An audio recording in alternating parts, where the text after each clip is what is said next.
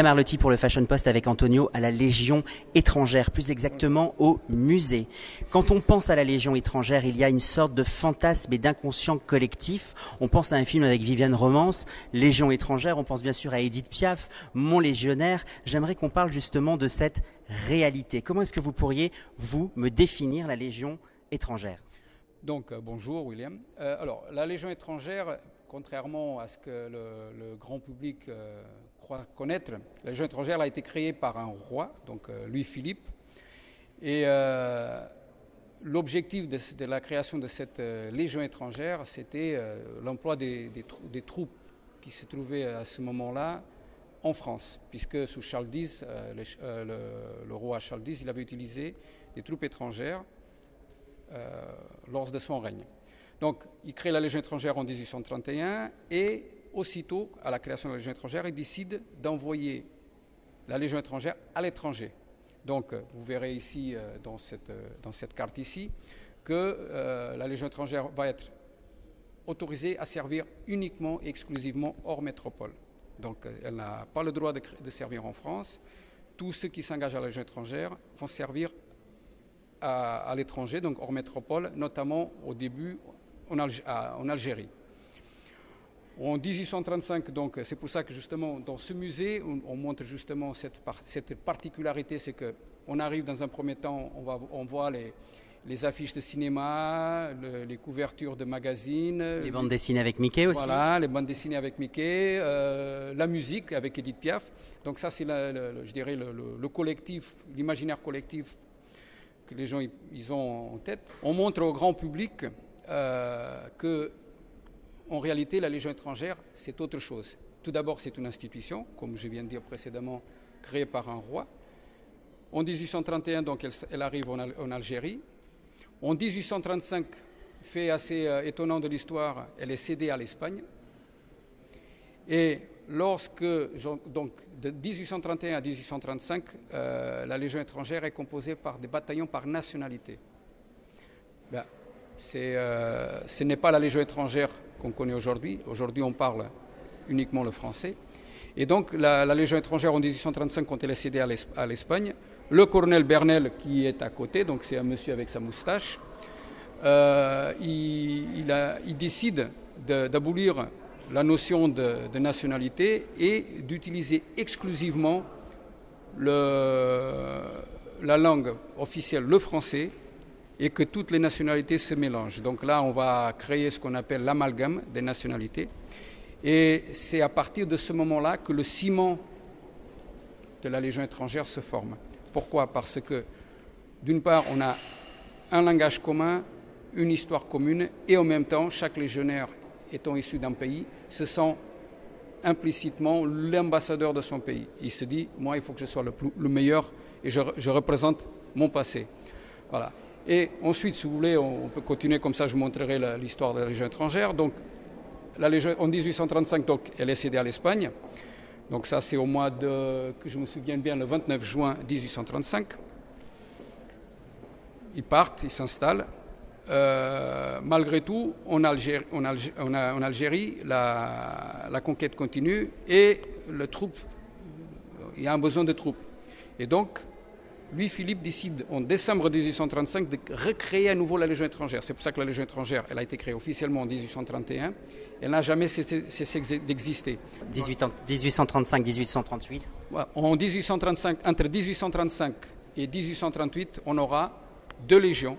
Une légion étrangère qui a été créée en décembre 1835, donc qu'on appelle la deuxième légion étrangère, et la première légion étrangère qui a été cédée en Espagne, qui se bat en Espagne.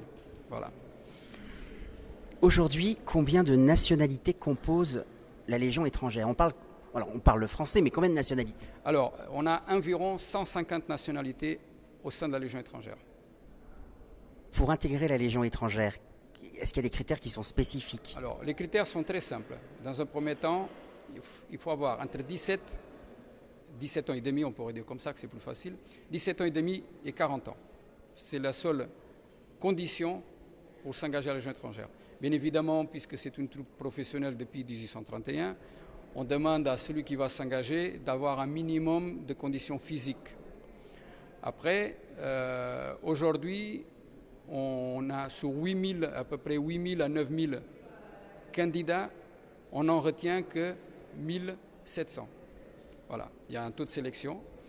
Donc, le casting est sélectif. Le casting est sélectif. Alors, on est exigeant. Pourquoi on est exigeant?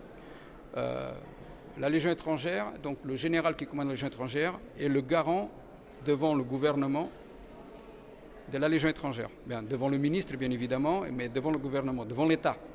Donc, pour cela, on est obligé d'être sélectif. Et parce que, parallèlement, il ne faut pas oublier que c'est je dirais, c'est exorbitant de droit commun, comme on dit.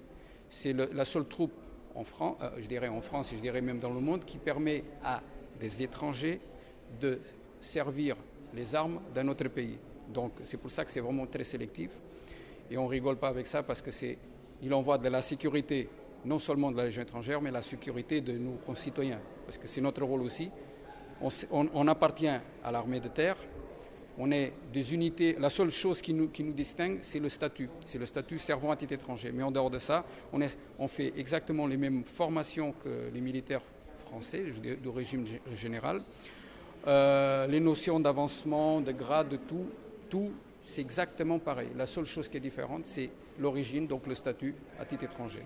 De la vocation, du sérieux et de la rigueur. Et aussi de la créativité, j'ai envie de dire. Parce que ça nous permet de rebondir sur cette exposition qui fait le lien entre la Légion étrangère et la mode. Comment est-ce que vous avez accueilli cette idée et comment le projet, justement, il est né? Alors, la genèse de cette exposition, me semble-t-il, mais ça, il faudrait poser la question à Xavier Landry. C'est Xavier Landry qui aurait parlé avec le capitaine Seznec, pour l'anecdote, qui aurait proposé cette idée.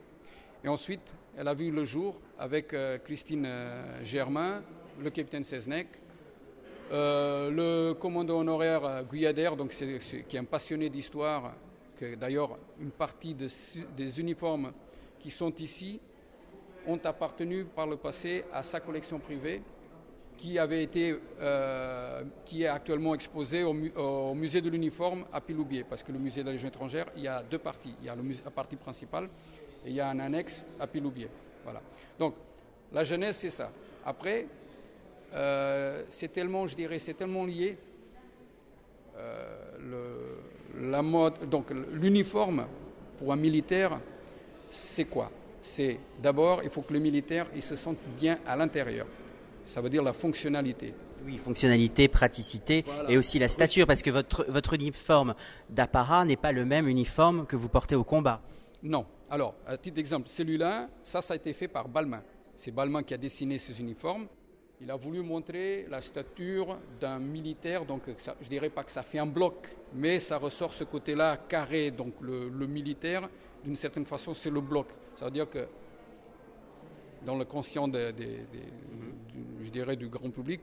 La carrure, la prestance. La prestance, mais en même temps le bloc. Le bloc, pourquoi? Le bloc, c'est le bloc qui va protéger face à l'envahisseur. Des histoires qui sont liées justement à de vraies histoires avec des hommes qui questionnent en fin de compte la défense, le vivant. J'étais ravi de vous rencontrer. De toute façon, il va y avoir d'autres sujets pour décortiquer justement, j'ai envie de dire, la Légion étrangère sous toutes les coutures. J'étais ravi de vous rencontrer, Antonio, et j'invite justement tout le monde à venir dans ce musée.